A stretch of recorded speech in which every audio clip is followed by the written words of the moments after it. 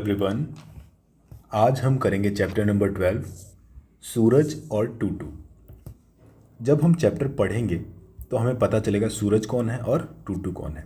मगर उससे पहले मैं आपको बताना चाहूँगा कि हमारे देश में कई सारी नदियाँ हैं, जैसे कि गंगा, यमुना, ब्रह्मपुत्र, नर्मदा, तापी, गोदावरी, कृष्ण, कावेरी, महानदी।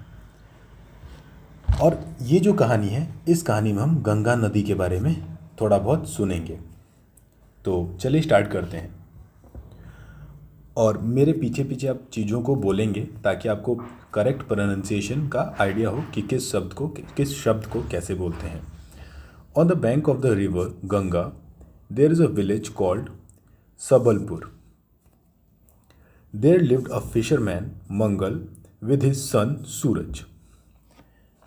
तो गंगा नदी के बैंक पर, मतलब किनारे पर, एक गांव था जिसका नाम था सबलपुर।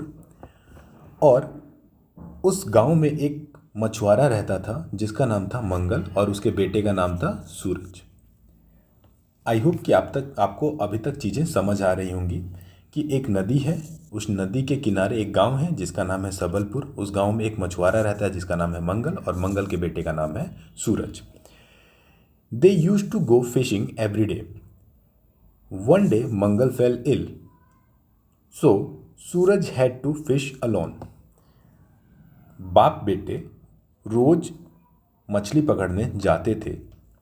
एक दिन मंगल बीमार हो गए, इस वजह से सूरज को अकेले ही मछली पकड़ने जाना पड़ा। Since the river was rough that day, the high waves turned his boat upside down. जिस दिन वो गया अकेले, उस दिन क्या था कि मौसम अच्छा नहीं था और इस वजह से जो नदी की लहरें थी वो ज़्यादा तेज़ थी और इस वजह से उसकी जो बोट हुई वो अपसाइड डाउन हो गई। अपसाइड डाउन का मतलब होता है पलट जाना। Suraj did not know how to swim. Suraj को तैरना नहीं आता था। He cried for help and continued struggle for life. Suraj ने आवाज़ दी मदद के लिए और काफ़ी देर तक संघर्ष करता रहा अपने जीवन को बचाने के लिए, मतलब वो डूब रहा था। Suddenly he felt something beneath the water pushing him towards the bank. अचानक से उसने कुछ महसूस किया कि कुछ उसके नीचे है जो कि उसे किनारे की तरफ ढकेल रहा है, मतलब उसकी जान बचाने के लिए कोशिश कर रहा है। He was afraid. As he look down he found a fish like creature that had saved his life. वह घबरा गया, मगर जब उसने नीचे देखा तो उसे दिखाई दिया, उसे प्राप्त हुआ कि एक मछली जैसी दिखने वाली जानवर ने उसके जीवन को बचा लिया। It was a dolphin. वह एक डॉल्फिन थी। सूरज थैंक्ड हिम। सूरज ने उसका शुक्रिया किया। Thus a friendly conversation between them begin. और जान बचाने के बाद जब उसने शुक्रिया बोला तो दोनों के बीच में एक दोस्ताना बातचीत चालू हुई। अब देखिए, ये जो सूरज लिखा है, तो ये जो आगे की स्टेटमेंट है सूरज कहता है thank you kind fish for saving मी।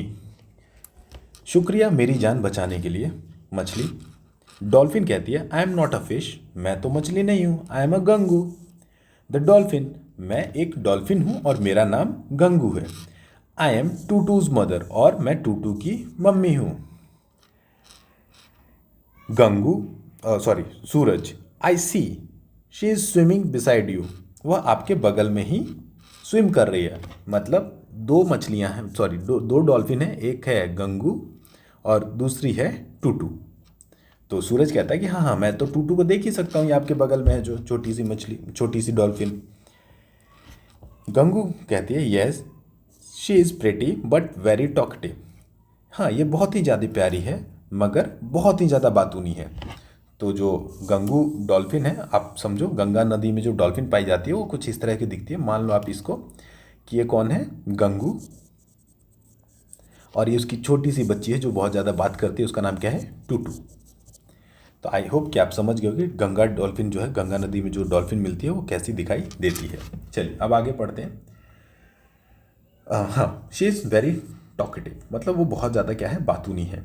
सूरज कहता है कैन वी बी फ्रेंड्स टूटू। टूटू, क्या हम दोस्त बन सकते हैं। फिर टूटू कहता है ओह श्योर। बिल्कुल बिल्कुल। वॉट इज़ योर नेम, आपका नाम क्या है? तो फिर सूरज कहता है I M Suraj and I live in village near by. मैं सूरज हूँ और मैं पास के एक गांव में रहता हूँ। Oh, my mother has told me about you, you came to fish with your father. मेरी मम्मी ने मुझे आपके बारे में बताया है और ये बताया है कि आप अपने पापा के साथ फिशिंग करने आते हो, मछली पकड़ने आते हो। सूरज कहता है yes I do. Tell me what a dolphin is, I have never heard about you before.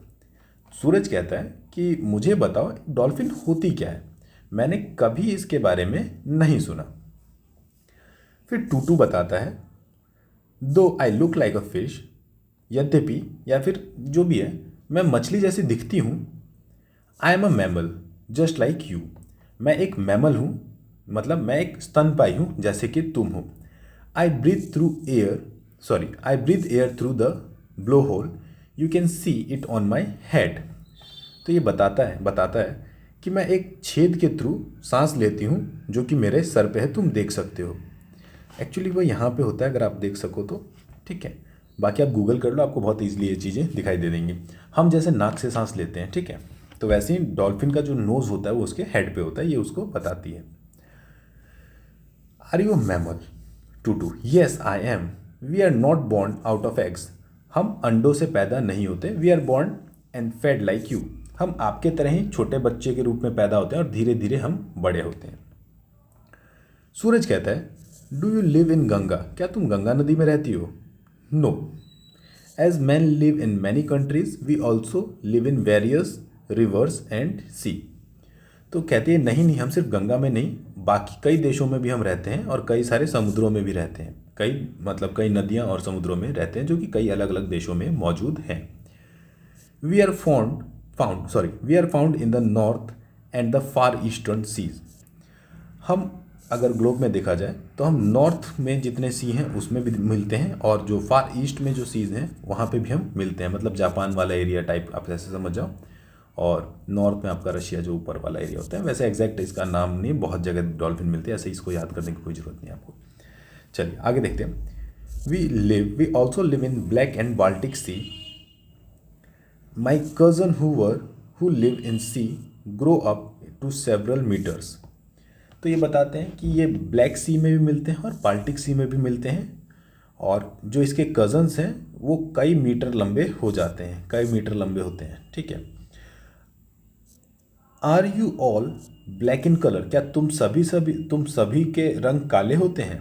तो टूटू कहता है नहीं, my cousin are black on the top and their belly is white.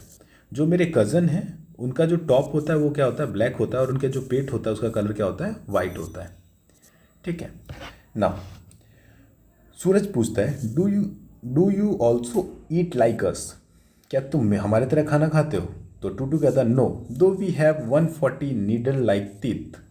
कहता है कि हमारे पास 140 सुई जैसे दांत हैं। We use it to catch and whole fish, we don't chew like you, we swallow our food. तो बताता है टूटू कि हमारे पास 140 नुकीली दांत हैं, मगर हम इससे खाना चबाते नहीं, हम सिर्फ इससे मछलियाँ पकड़ते हैं और उसको सीधा निगल जाते हैं। स्वॉलो मतलब होता है निगल जाना, बिना चबाए किसी चीज़ को घोंट जाना। सूरज कहता है do you talk among yourself as we do, क्या तुम आपस में बात करते हो जैसे हम बात कर रहे हैं? तो टूटू कहता है underwater we produce clicking sound and whistles. हम समुद्र के अंदर क्लिकिंग साउंड प्रोड्यूस करते हैं और सीटी जैसी आवाज़ निकालते हैं ताकि हम एक दूसरे से बात कर सकें।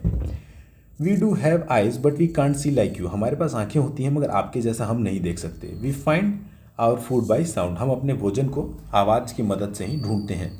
We make clicking sound and listen to the echo produced, हम कुछ आवाज़ निकालते हैं और उसके इको को सुनते हैं। Now as we known, echo क्या होता है, जब हमारी आवाज़ गूंजती है, जैसे हमने कभी आपने चिल्लाया होगा, मूवीज़ में देखा होगा कि कोई किसी का नाम पुकारता है पहाड़ के ऊपर से और उसका नाम दोबारा उसको सुनाई देता है, तो इसी को बोलते हैं इको। जब हमें एक ही आवाज़ बार बार सुनाई दे, तो जो डॉल्फिन है इको से ही आइडिया लगा लेती है कि उसका शिकार कितना दूर है। Now Suraj tell me something more about you, तुम मुझे अपने बारे में और भी जानकारी दो। तो टूटू कहता है like you we too assemble to help one another. आपके जैसे हम भी एक दूसरे की मदद करने की कोशिश करते हैं, इकट्ठा होकर के मदद करने की कोशिश करते हैं। We also move together to eat fish. हम मूव करते हैं एक साथ ताकि हम मछलियों को पकड़ सकें और उसे खा सकें। If any dolphin is in danger we rush to help it. अगर कोई भी डॉल्फिन मुसीबत में हो तो हम भाग करके उसकी मदद करते हैं। सूरज कहता है व्हाट आर द डेंजर्स। खतरे कैसे खतरे हैं, जैसे क्या खतरे होते हैं।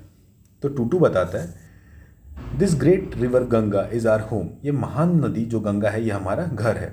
But it is being polluted. और इसमें कई तरह के पॉल्यूशन, आजकल गंदगी फैलाई जा रही है, पॉल्यूट हो रहा है। इट कॉजेज एलमेंट, जिससे हमें कई तरह की बीमारियां हो रही हैं। The fisherman also create problem for us. और जो मछली मारने वाले लोग हैं, मछुआरे हैं, ये भी हमारे लिए कई तरह की परेशानियां क्रिएट करते हैं। My father died when he was trapped in a big net. मेरे पिता की मृत्यु तब हो गई थी जब वह एक बड़े से जाल में फंस गए थे। गंगू कम टूटू सूरज इज गेटिंग लेट। गंगू कहती है, जो कि आपको याद होगा टूटू की मम्मी है, कहती है कि टूटू चलो लेट हो रहा है, चलो चलो घर चलो। तो टूटू कहती है okay mother Suraj I must go now. Suraj मुझे अब जाना होगा। My mother is calling me see you again. तुमसे मैं फिर से मिलेंगे, दोबारा मुलाकात होगी। सूरज कहता है okay see you again, okay आपसे दोबारा मुलाकात होगी। तो ये पूरी कहानी थी। और यहाँ पे छोटा सा एक टेबल है और इसको आप समझ सकते हो मैमल और फिश में क्या डिफरेंस है, आप समझ सकते हो। ये जो चीज़ें हैं मैमल में होती हैं, ये चीज़ें फिश में होती हैं, और ये जो चीज़ें हैं ये दोनों में होती हैं। तो मैमल जो होते हैं वार्म ब्लडेड होते हैं, उनके ऊपर बाल या फिर फर होता है और बच्चे पैदा करते हैं वो, ठीक है, और ये ज़्यादातर ज़मीन पर रहते हैं। फिश जो होता है बेटा वो क्या होता है, कोल्ड ब्लडेड होता है और उसके ऊपर स्केल्स होते हैं, जैसे आप ऐसे देखते हो ना फिश के ऊपर, अगर आपको आइडिया हो तो ऐसे ऐसे रहता है वो, जो चमकता रहता है कुछ कुछ, तो उसको स्केल्स बोलते हैं। फिश अंडे देती है और अपने गिल्स के थ्रू सांस लेते हैं। फिश के यहाँ पे गिल्स होता है, उसके थ्रू ये सांस लेती है। और आमतौर पे फिश जो है, या आमतौर पे नहीं, हमेशा मछलियाँ पानी में ही रहती हैं। अब कुछ चीज़ें तो जो कॉमन है, मतलब जो मैमल्स में भी होता है और फिश में भी होता है, दोनों के पास रीढ़ की हड्डी होती है और दोनों के पास शरीर में हड्डियाँ होती हैं। आई होप कि आपको ये चीज़ें समझ आ गई होंगी, और नहीं भी आई तो घबराने की कोई बात नहीं है। आप 9th क्लास में साइंस में ये सारी चीज़ें बहुत डीपली पढ़ोगे। So have a nice day. और प्लीज़ कोशिश करना कि जैसे मैंने प्रोनाउंसिएशन की, कोशिश करो कि आप वैसे प्रोनाउंसिएशन करो, डेफिनेटली धीरे धीरे आपकी प्रोनाउंसिएशन सुधर जाएगी।